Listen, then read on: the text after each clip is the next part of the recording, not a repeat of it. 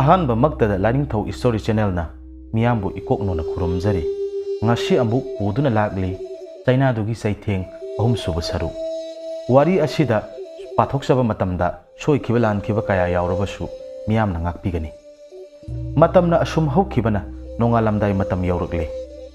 ꯅꯤꯡꯊꯦꯝ ꯐꯥꯂꯥꯡꯗ ꯊꯦꯠꯂꯤꯕ ꯘꯔꯤꯗꯨ ꯌꯦꯡꯂꯨꯕꯗ ꯄꯨꯡ 4 ꯇꯥꯗꯨꯅ ꯂꯩꯔꯝꯂꯦ ꯑꯁ ꯇꯨꯝꯂꯔꯣꯏꯗ ꯅꯣꯡꯁꯨ ꯉꯥꯜꯂꯕꯁꯤꯕꯨ ꯑꯁꯤ ꯍꯥꯏꯗꯨꯅ ꯐꯃꯨꯡꯗ ꯐꯝꯂꯗꯨꯅ ꯂꯩꯈ꯭ꯔꯦ ꯉꯔꯥꯡ ꯊꯥꯗꯣꯏꯁꯅꯥꯒꯤ ꯃꯣꯃꯣꯟ ꯇꯧꯕ ꯃꯥꯏꯊꯣꯡꯗꯨꯅ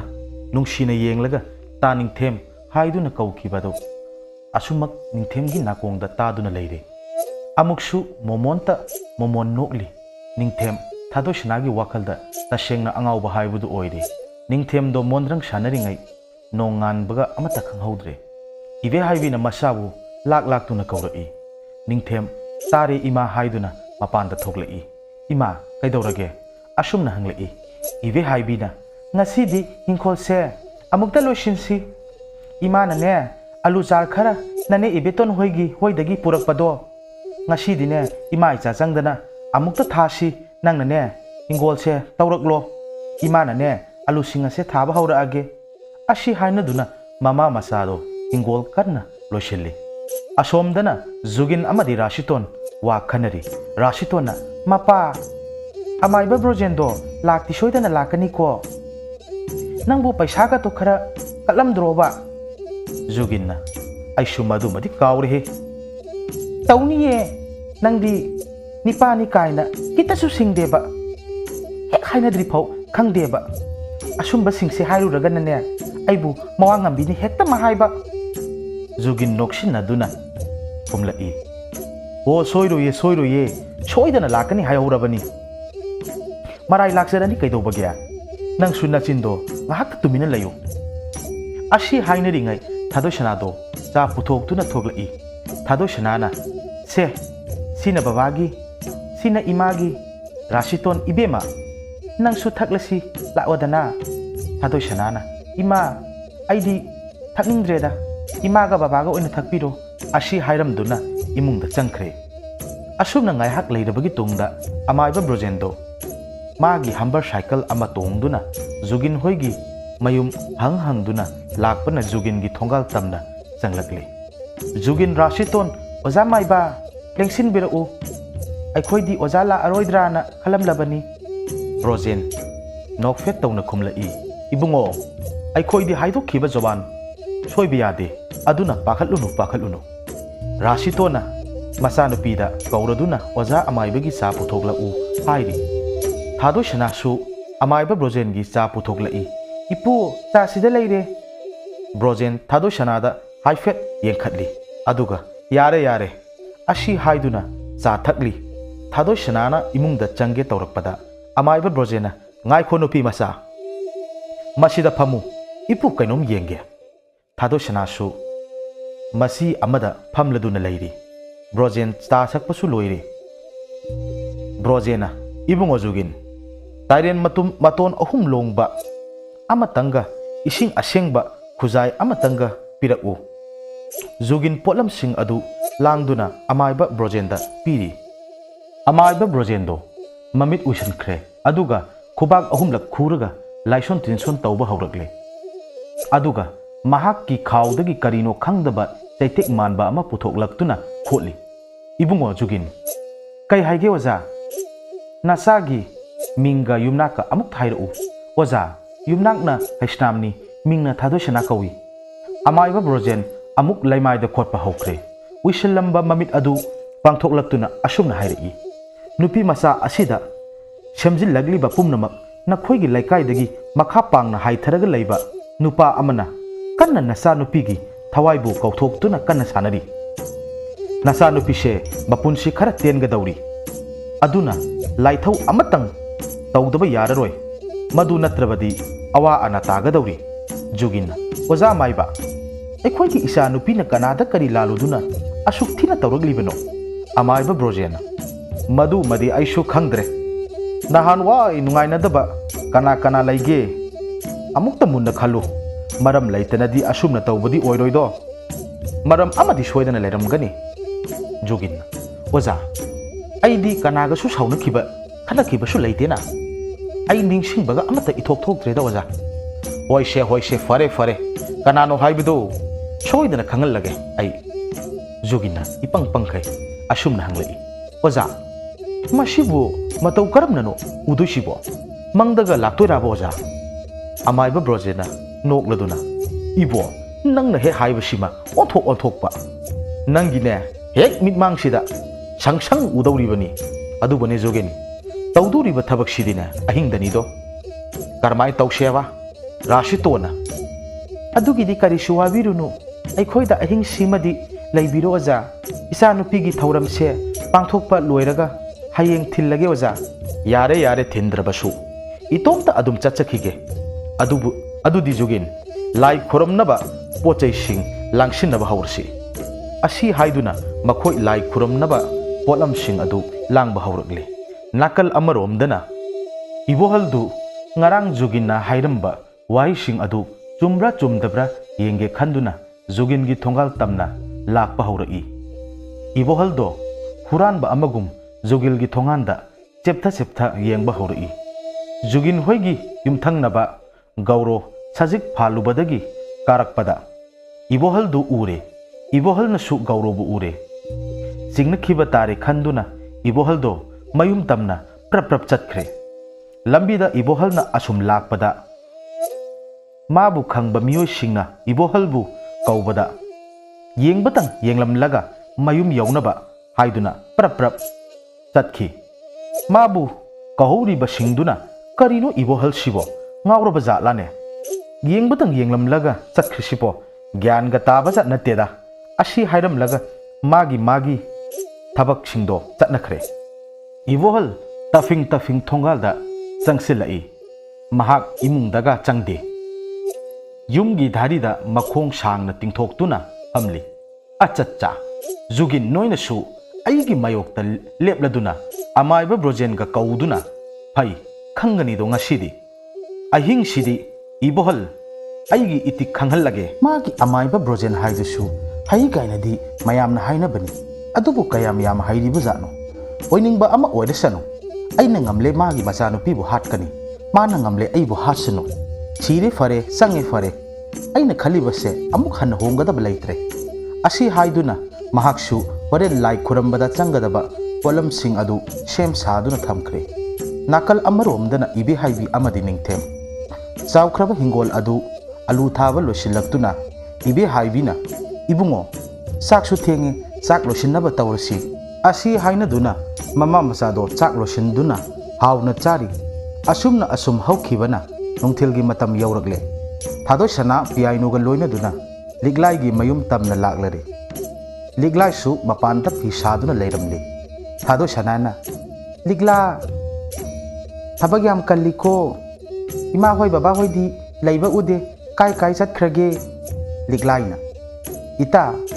इमागा बाबागदी इमागी मपामदा असिबा अमा यावीना हाइदुना ngasai ayuktagi chatkibani ngasidi makhoi anisu laglaroi aduna ine kaboklei hoida leklo hairami thado sanana aikhoida oina le asi kaino ai leiringaida kaidobagi mi atopagi yumda lektoino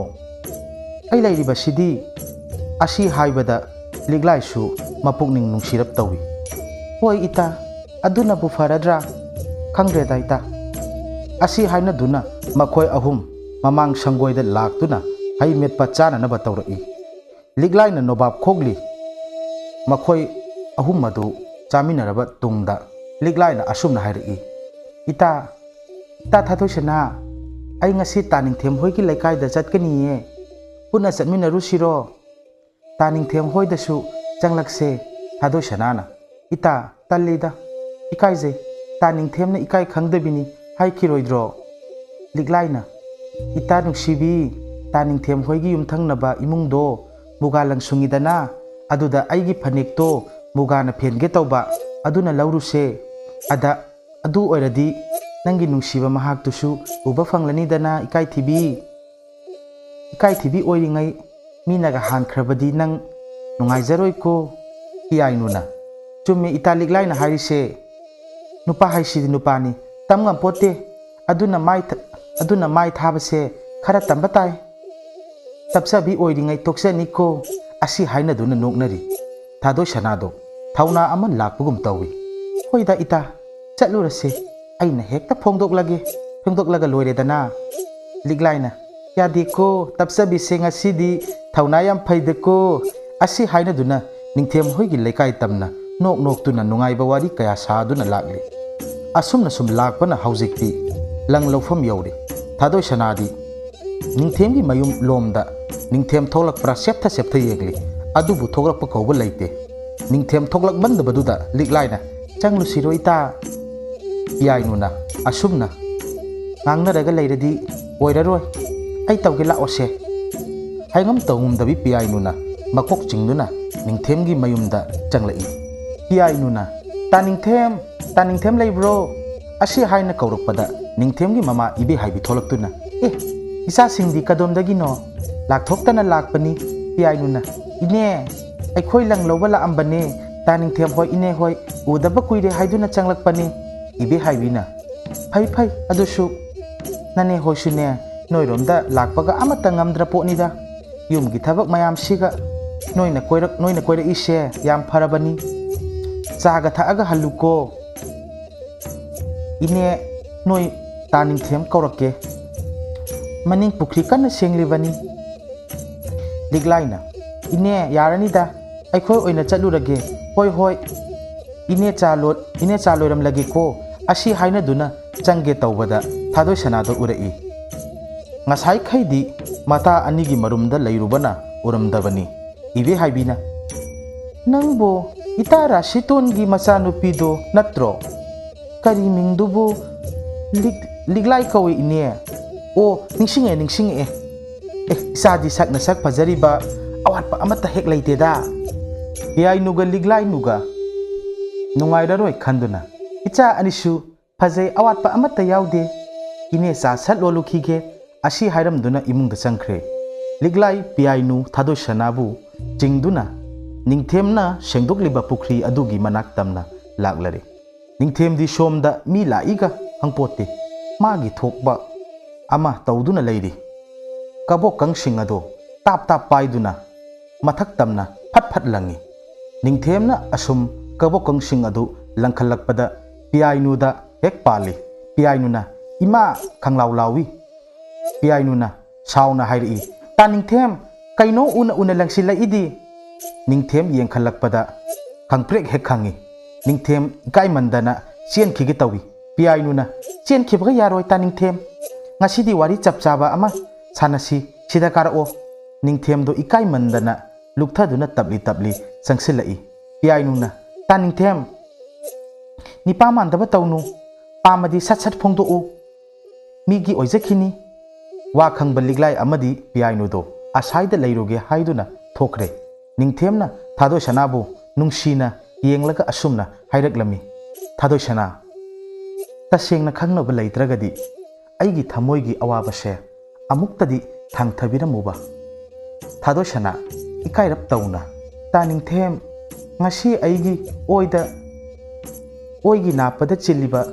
singel nachomase ngasi kauba nongdagi pamun khutna nuzagi yetki napada chinbiro nachomse ningthemdo nuzagi napada chiliba singel lairang ningthiba nuza mahakki yetki napada nungsina chinbire thadoi sanado kai mankhibana mayum tamna chenkhre mama nabi piyainuna ita thadoi sana nangmu ngai kho haibini asi haiduna mama nabi anidu thadoi sanagi matung induna chatkhre asumna sum haukibana nungdangi chak toknaba matam oiri ibohal ngasidi ahingse tumlaroi chap chana ibohal matik khanghalagi khanduna ahingi matam ngaiduna laikre nakal ama romdana brojen amadi jugin hoishu lai khuramnaba sem saba haukre amaiba brojena lang ahingba amada laison tinson kaya tawduna thadoi sanagi makuta sijanbiri rasitona oza amaiba asi sirabadi isase kaisu tawraroi dabra brojena tawraroi ngaisi ahing sidi chap chana thabak tawgadawribani aduna angang sidi soktanabagidama langase sibiribani asi hainaduna brojen ngasidi nakhoi nganna tumuko mapaldaga kanasu tholkanu aigi khonjel oirabasu maninglomdagi kauraklabadi nakhoi thok khangba yadi ko juginna khangjarani oja asumna asum haukibana ahingi pung baro tarakle amaiba ibohalna mahakki arigba saroi ngaroi kaya kaukthokhtuna jugingi yum tamna tharaklami amaiba brojen oh hauredo mahak asi khanduna mahaksu mahakki leijaba mahi kaya sijanaduna ibohalna tharakliba tamthiraba saroi ngaroi laimu singdo tan khaiba hauroi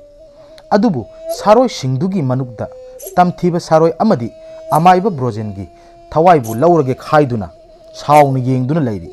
amaiba brojena hai laimu nahak ai kanano khangdabra aigi seibi seithing phangningbra aise nakhoi gumba laimu tinmu mayambu kauthokduna sananingba mawongda sanaba ngamba amaiba brojeni ai hakse hayu nangi apamba nang kari pami laimuduna he amaiba kaisu leitraba taibang mioiba nakhoi gumba nasu laimu akhoi bu singnaraba phai khangani do ngasidi khanghaudana laimu aduna amaiba brojengi makhaurida metuna laimaida namsinduna thamli amaiba brojen khangba adukki matik wasilagle amaiba brojen su machinda lairon akanba kaya soladuna mahakki akoibada fu fu kam thokli asumna tawbaga laimu adu khanghaudana chengmang mangkhre amaiba brojen su tapna hawgalaktuna mahakki kallaba lairon kaya soladuna mahakna hinduna thamliba khoirugi mitam aduda kamsille asumna tawbadagi mangduna lairamba laimu adu amaiba brojengi mamangda karigumba kharana pharaduna lengba lakpa ngamdraduna lairi brojena khangbra laimu nangna aigi khawri metpa susari ngasidi nangi aroiba numit ohillagadabani asi haiduna khoiru duda sagi tingkhangna hanjin thinjilli laimu adu khangba ngamdraduna law khongduna kapli amaiba brojena thawai adu manghallage tawrakpada laimu aduna amaiba brojenda khuramduna mahakpu kanbinaba haijarai amaiba brojen nungaitraduna saroi dubu yenglaga asumna hairi he laimu aina nangbu kanbirabani na aigi thabak amadi tawramdaba yararo nahakpu tharakliba amaiba adugi manakta chattuna nahakna tamthina otkadabani madu oirabadi nahakpu thadokani natrabadi thadokloi saroi aduna su amaiba brojena hairiba khudingmak adu loina magyare asomdana ibohaldo mahakna sanakhiba laisingdo loina makna laimu adu phaubagi waram pumba tamlare madu tabada ibohaldo pakhatpa haurai mahaksu laimu aduna karigumba kharadi tawragani haibase khangi mahakna laimuduna masada sokpa ngamdanaba laison songe tawrakpada khanghaudana laimu aduna khongpakna mathabakta kaurai tamthina ibohal laimu aduna fuba haurai ibohal upai leitre sathina phurabagi tungda laimu adu chatkre ibohal makhong dusu chatpa nare laimu aduna nelambadagi ibohal mahakna kauriba laimu adugi chakthak piramlaga ibohal tapna mayumda changkhre